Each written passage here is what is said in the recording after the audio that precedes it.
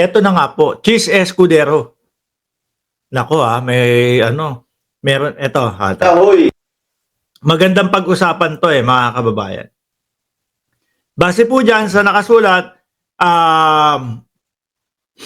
Senate President Escudero hindi makatarungan na matapos upuan ng ilang buwan. Sasabihan kami ng bilisan. Ayan. Ano po yan? Parekta po yan doon sa mga congressman, no? Congresswoman na mga nagmamadali po, mga kababayan.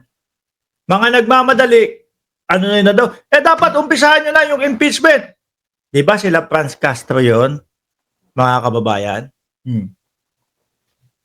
Sila Franz Castro yon, di ba, mga bossing? So ngayon, pakinggan muna natin to bago ako magsalita kila Franz Castro. Naman siguro makatarungan o tama na pagkatapos nilang upuan ito ng ilang buwan. Biglang pwersahin, pipilitin at sasabihan kami ng sino mang galing sa kamera na, huy, bilisan nyo, aksyonan nyo, ano ba kayo? Hindi. Ito po, mga bossing, pag-aanalisa ko lang po, mga kababayan. No? Kayo po ba, as a Congress, no, o isa sa mga congressman na nagmamadali, syempre alam mo yung proseso niyan. At alam mo, at naniniwala ako na alam nila, nasasabit yan kapag inumpisahan agad ngayong araw yan. It takes like 3 months or sabihin na natin, February, March, April, May, o aabot. Baka bago mag-election, bago magbotohan. Magkakabotohan na yan doon sa impeachment. Di ba? May ano. Ako naniniwala ako dyan kay Castro, yung pagmamadali nila, nyari lang yan. Kunyari lang yan, mga boss. Alam nila. No? Alam ng mga yan na nagmamadali, kailangan talagang lumagpas. Baka nga po magkausap na ang Senado at at ang Kongreso Base po sa opinion ko at nakikita ko lang po, mga boss, kasado na lahat to. Kasado na lahat to, mga bossing. Ano po? Eto, paano nyo ako sasabihin bayaran nito? Samantalang ibinubuko ko din sila, no? Base po doon sa pag-a-analyze ko sa galaw.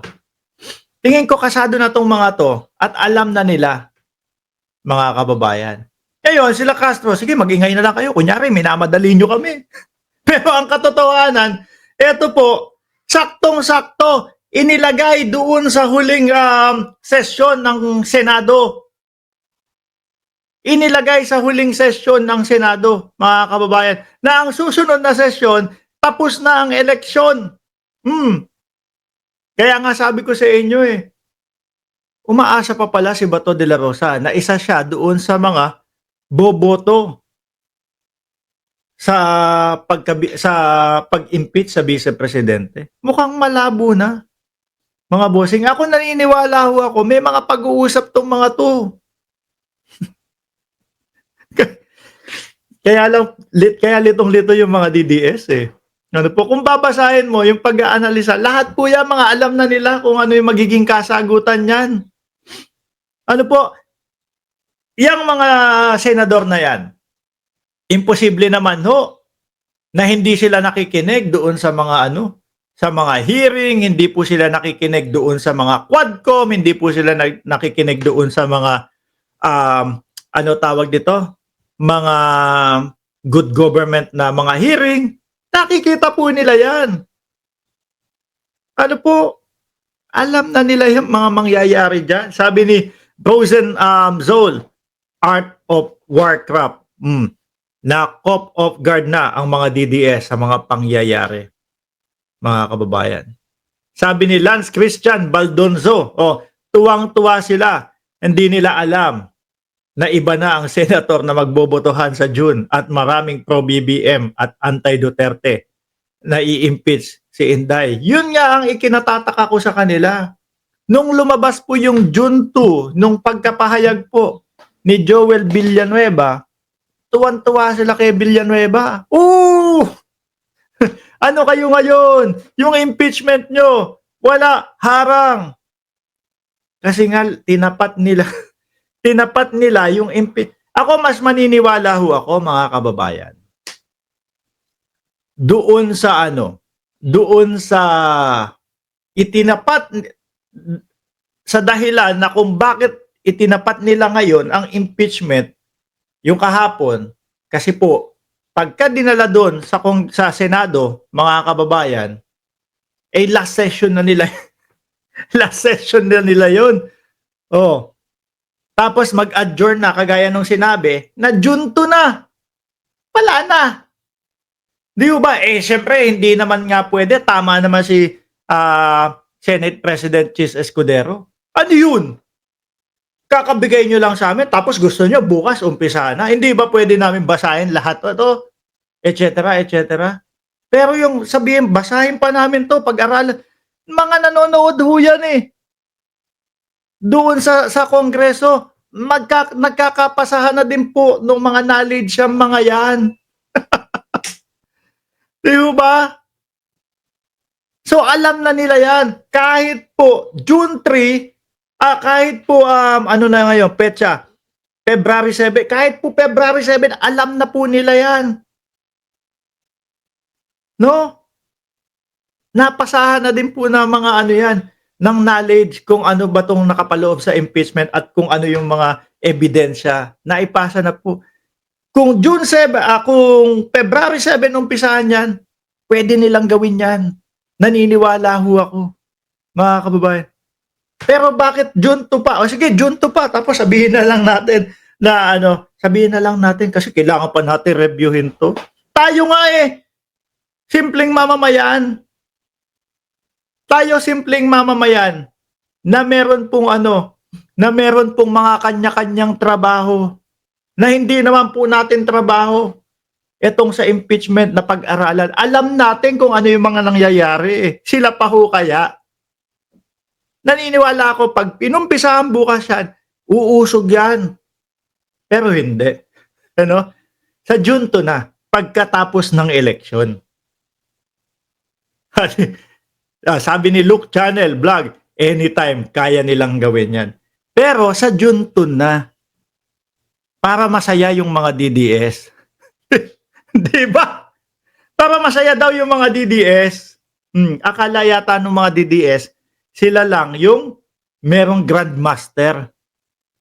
Sila lang yung merong mga pang-checkmate.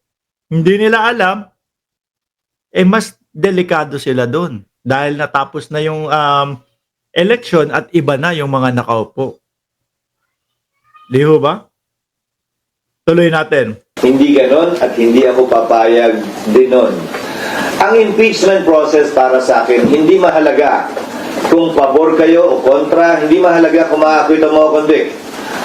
Ako po parang nagiging parang ewan ko, natutulungan ko na mga DDS dito. Kaya lang po, sabi ko nga sa inyo, kahit anong gusto ko sabihin na legal naman po, sasabihin ko. Di ba? Yung nakikita ko talaga sa kanila. Sige, balikan nyo yung mga nakaraang buwan-buwan na mga dinner.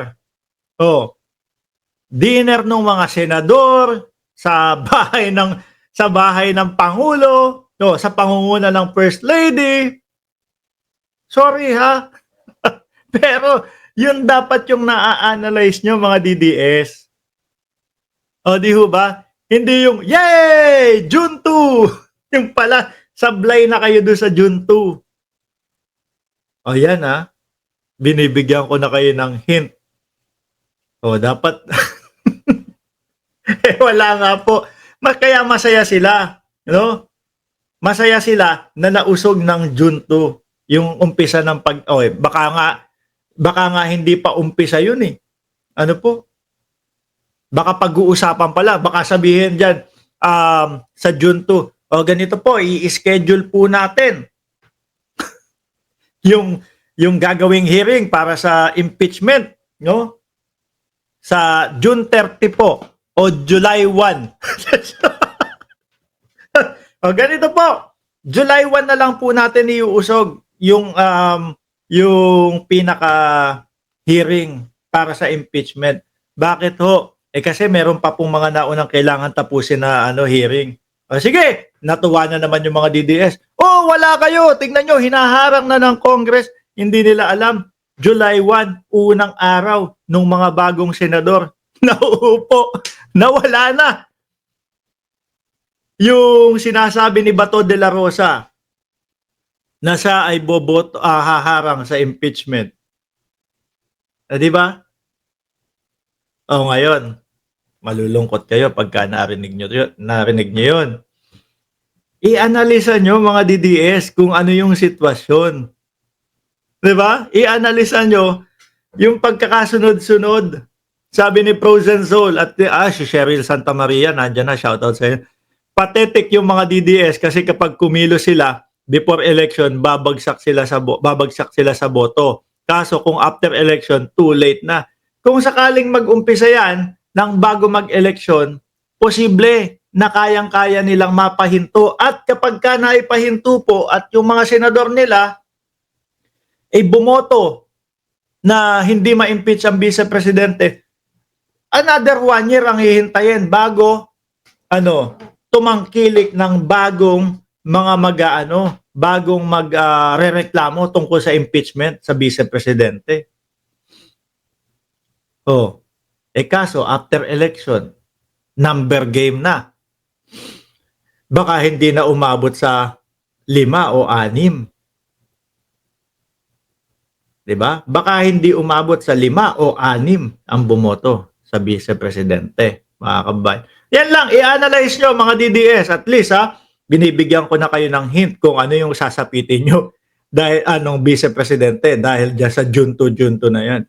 At dito sa sinasabi ni Senate President Chis Escudero. Tuloy pa natin. Mahalaga para sa akin bilang tagapangulo ng Senado, maging maayos ito, sang-ayon sa batas, credible, kapanipaniwala, at magagawad ng hustisya.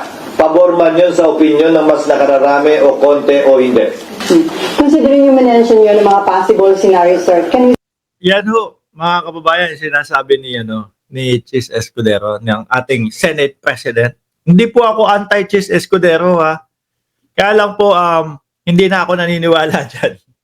Kasi nga, kagaya po, ulitin ko, kagaya ng nasabi ko, tayo na simpleng mamamayan, tayo na may mga trabaho, may mga negosyo na pinagkakaabalahan tayo at ito po kapag kayo usapin political, kumbaga, palipas oras natin, tsaka yung nasa gilid lang natin yan. Hindi talaga natin yan yung focus. Pero alam natin kung ano yung mga nangyayari sa politika. Eto pa ho kaya na yung sinasabi ko, kung bakit hindi ako naniniwala sa kanila na pag-aaralan muna nila. Kasi alam ko kapag ka inumpisahan nila ng asyete yan o bukas, alam na nila yan dahil nanonood din po yan ng mga hearing at nagpapasa-pasahan na din po yung mga yan nung mga knowledge about sa impeachment. Talagang pinapatagal lang yan. Talagang pinapalakpas lang dun sa election, mga boss. O paano? Magpapaalam na ako. 726 viewers. Huwag niyo pong kalimutan na mag-like, mag-subscribe, and mag-share. Ma'am Delia Rosario, shoutout sa iyo. Maraming salamat and God bless po sa ating lahat. Chi! Bukas na si Dado. Paalam po. Hanggang sa muli.